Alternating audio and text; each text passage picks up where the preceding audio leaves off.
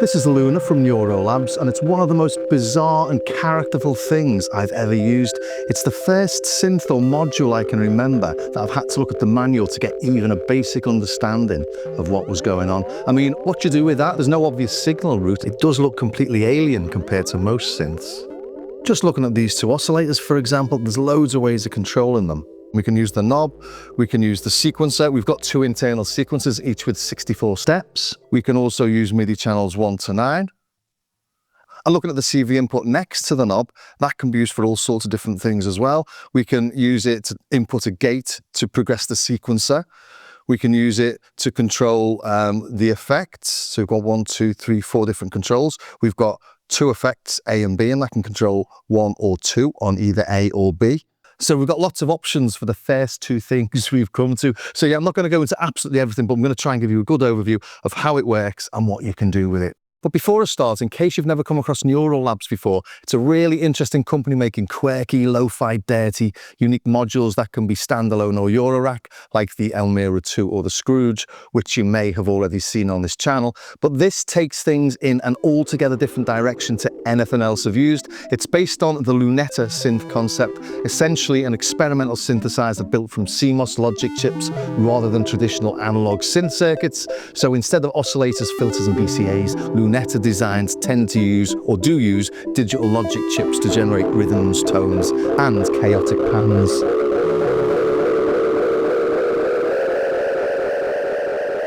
We've got 5 main sections to this. There's the oscillators that produce the sound. We've got the output channels, and on those output channels, we've got a mixer. We've got a low-pass gate. We've got a simple trigger, release envelope there, and a little filter. So oscillators, filters, low-pass gates, all pretty standard stuff. These 3 are normal to these 3 over here. If you want to patch these in, we can patch anything we like into the mix inputs at the top there. But the interesting bit in this is the bit in the middle and this bit here. So we've got some Boolean algebra going on here, exclusive OR, NOT gates and AND gates. And over here we've got these counters, and these counters all act in different ways. Anything with a gold circle around it is an output, and anything without a gold circle is an input. So we've got lots of clock inputs here for the counters. The oscillators can go from audio rates to LFOs, so the oscillators themselves can be used as the clock, and I'll show you all this in a second. So putting that all together, combining audio rates with LFO rates, gives you all sorts of ways of using this, not just as a standalone instrument, but obviously in Eurorack, you've got lots of things that you could plug into this and do amazing bits with. And as I said earlier, check out DivKid's video because he does all sorts of wonderful things with it. But even though it's absolutely covered in patch points, we don't have to patch anything in to get a sound.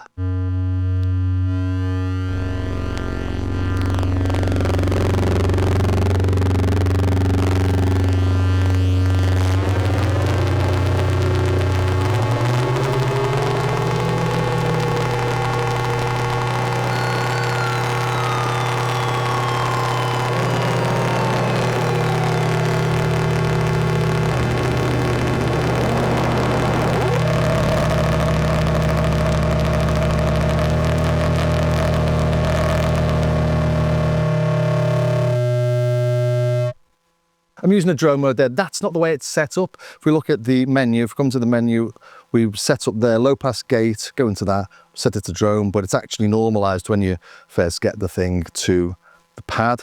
So pad, let's go back, okay, low pass gate 2, okay, pad, okay, go back, okay, low pass gate 1, okay, put it onto pad, go back, okay. Come out of the menu, and now we can use the pads to play it. So turn them up. Just take the effects off. Turn the tilt EQ up. The tilt EQ works a bit like low pass after 12 o'clock, so anti-clockwise is almost like a low pass.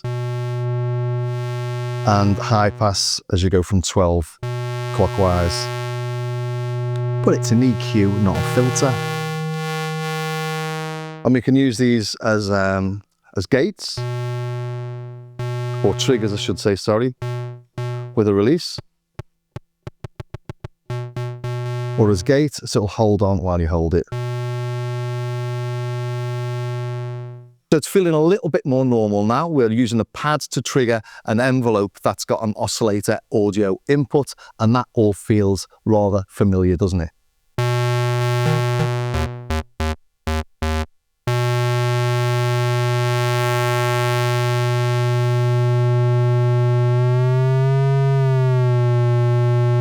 So from the 5 oscillators, the first 2 can be controlled by MIDI or CV, like I said earlier. The bottom 3 can't. The bottom 3 can only be modulated via the knob, but they've got a huge frequency range.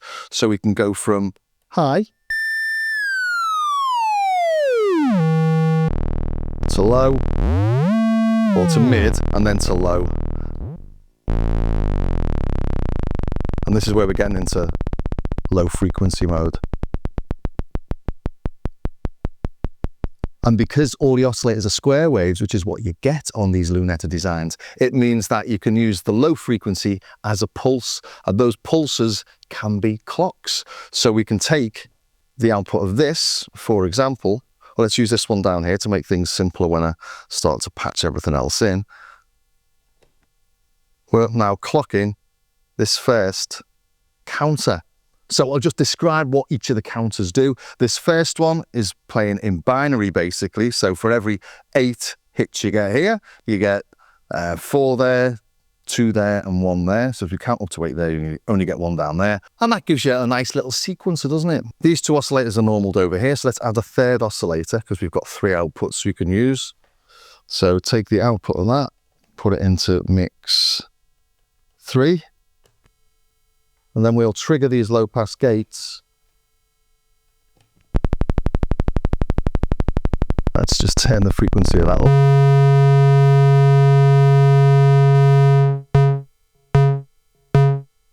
This won't play half as much.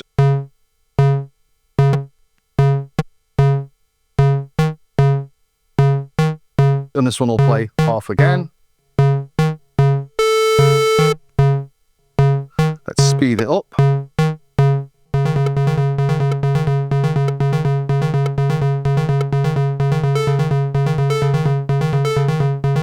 Bring that one in even less.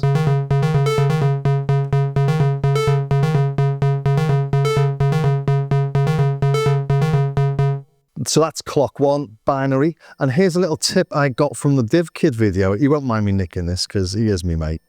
Well, I hope he doesn't mind me nicking it. But if we use audio rates to clock it, this will now be clocking at half that audio rate. So audio 1. So that's what we're bringing in for the clock.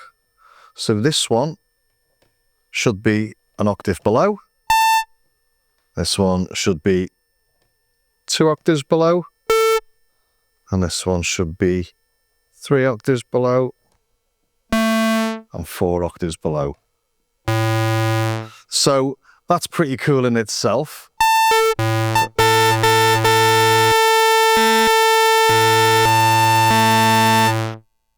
So let's just sequence that. We'll listen to oscillator 1 as the clock, and this is playing a sequence. So if we clock the sequence, clock it from this one here, that's going at low frequency mode. So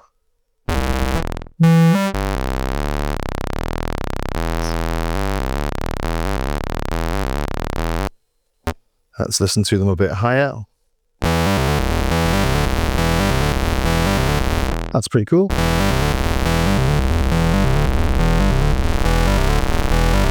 that's clock 1. Clock 2 is just a straight counter. Do the same over here. So bring that same clock in. Just remove these so you can see how it's counting. It's just counting 1, 2, 3, 4, 5. So let's slow that down. 1, 2, 3, 4, 5. And again, we'll do the same again. So we can have little...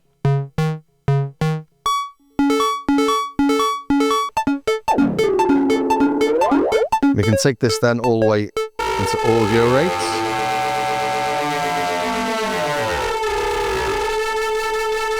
And of course, you could have done all that audio rate stuff with the binary one as well. Just trying to make it sound a little bit more musical here.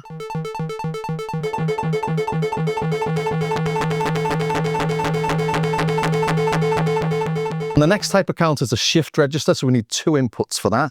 So put the clock in to the first input, we need the second input in there. When we get an input on the clock and we get an input on the data, we get an output, and then the output is cascaded down. So I'm going to use the same clock as the main input. I'll need another clock for the data input. So let's use this oscillator here. That's on low frequency mode now as well. And then we've got the outputs, and you can see the outputs cascading down. Let's slow everything down a bit. So we can see as you get one, then it cascades, hits, then cascades, hits, and then cascades.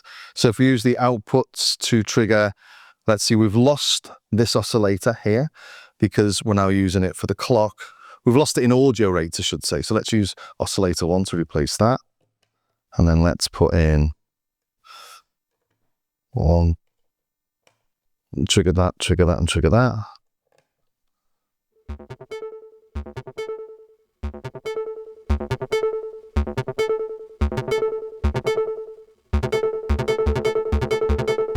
And that's irregular because those two oscillators aren't tuned together. These two here. If we go quicker, again, we can do the audio rate thing if we want.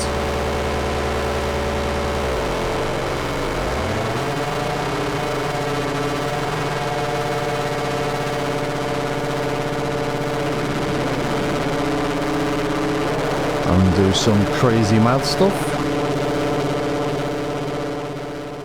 The next one is a shift register as well, so it's exactly the same as the first. And then the final one is different. This has two data inputs like the shift register, but we have 4 audio inputs and 1 output, and it selects which of those 4 audio inputs it's going to use as the output, depending on the bits that go into 1 and 2. Here I'm using the same 2 oscillators for the clocks going into the data inputs 1 and 2, and I'm using 1, 2, and 3, the top 3 oscillators for the audio inputs. So these audio inputs are selected depending on the data input, and then the output here should be a selection. It's not quite random, but of what's happening there. Actually, need to hit the key, need to trigger it.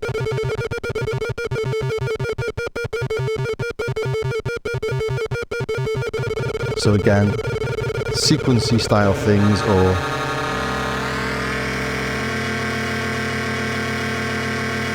really dirty sounding bits and bobs.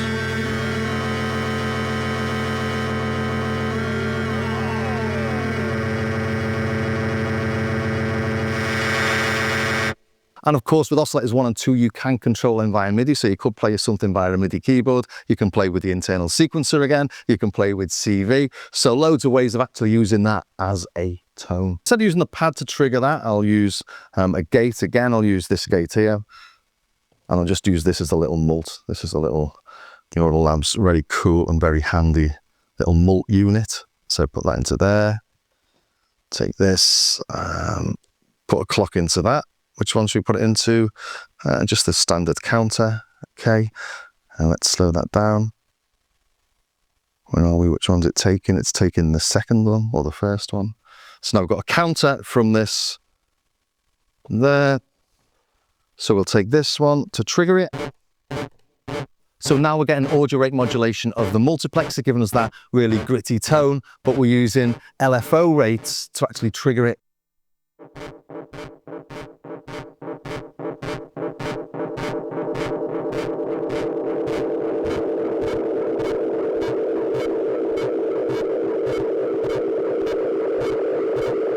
So you can see how this can combine LFO rates, audio rates, and do all sorts of weird and wonderful things. But it doesn't stop there. We do have the exclusive OR and the AND circuits. And by combining the exclusive OR and AND circuits with the outputs from the clocks, you can get even more random, even more crazy. So putting a clock into the binary counter, for example. So we've got the binary counter counting. We'll take the output of 1 and put it into an AND. We'll put a clock into the second one, so that's counting as well. So now we'll only get an output when the first of the binary and the first of the sequential both hit at the same time.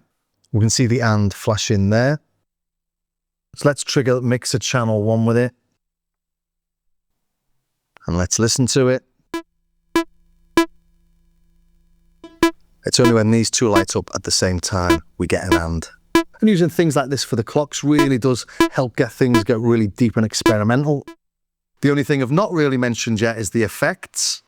Let's come to the effects then. Let's exit this menu and go to the effects. We've got a delay. I'm not going to play through them all. Reverb. We've got 4-pole transistor style filters and 2-pole state variable style filters. Comb filter, crush, like bit crusher, chorus, phaser, or nothing. And we've got an A and a B. And if we hold this, we move over to that little menu symbol there. Hit it again, we're back in the menu. So let's get out of that. Exit. Okay.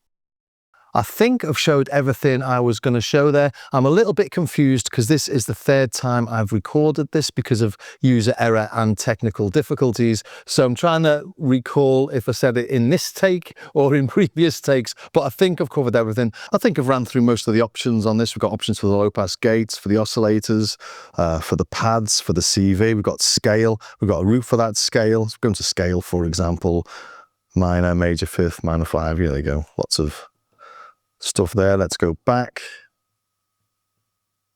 So you can keep everything in tune. Yeah, I didn't mention that these can be quantized or unquantized. Oscillators 1 and 2. What else have we got there? Yeah, I think I've shown the sequences. Yeah, so loads of configurability and flexibility then, and lots of things to experiment with. And coming up now, I'm just going to demo a patch I made a couple of days ago.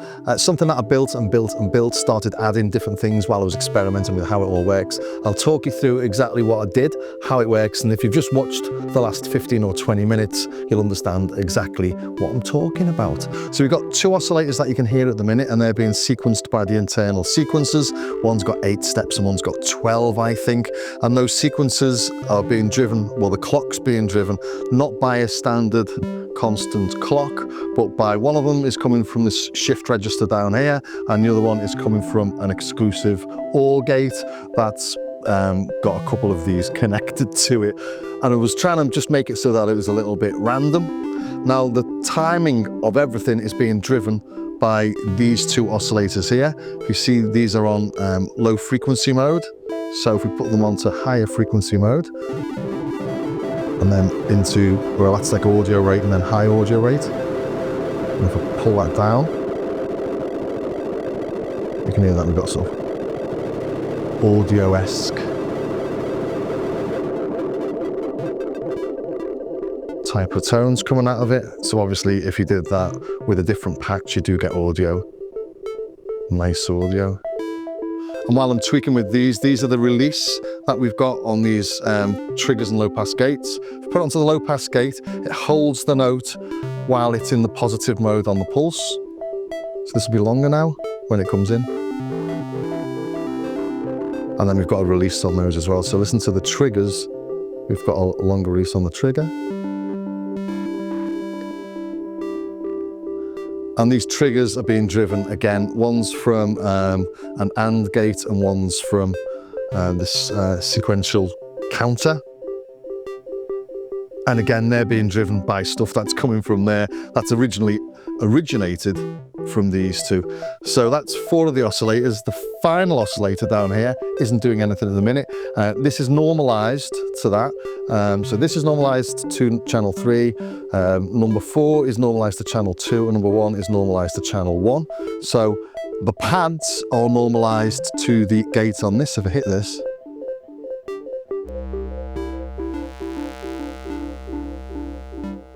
but the pads can do lots of things. Again, in the menu, you can set what the pads do.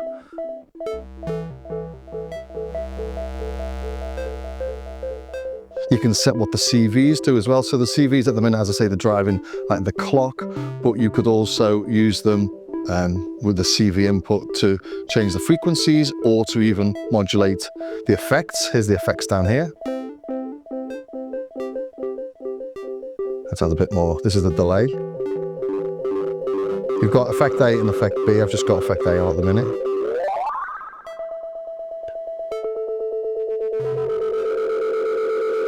Once you go over 50% on the delay, you get that feedback. That's the tilt EQ. So that's adding more, almost like a low pass up to 12 o'clock, then a high pass past 12 o'clock. What's a tilt EQ? So you can make everything a bit softer if we want.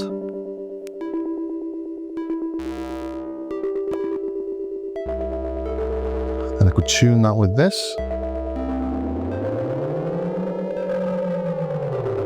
I could take it down to LFO rates. So if it might be able to hear that click maybe. We can see this button here, or this. In fact, let's just plug it in direct from there to there. So that's the slowest it'll go.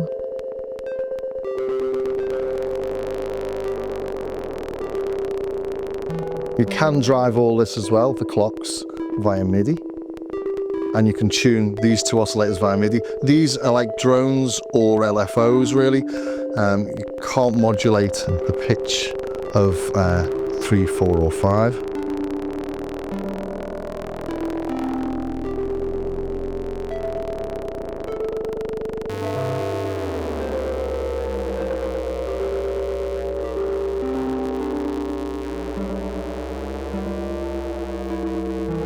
There you go, in tune now.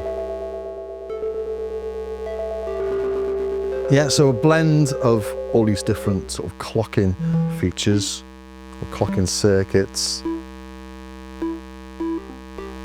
Now, I've just gone into the, to go into this, I've just changed this to a low pass filter.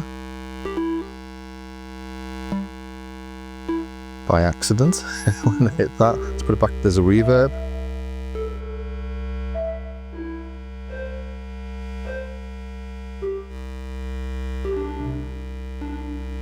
Delay. I love the delays on this. Won't go through everything. Drive. And as I say, we've got two, A and a B on this, so let's go back up again, go back to that delay and turn this down.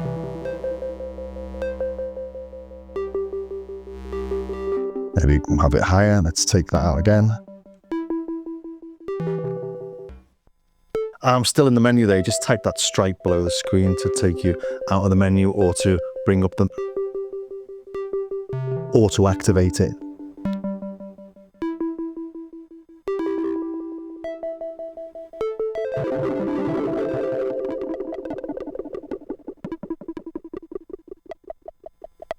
Well, hopefully that gives you a good idea of what it all does.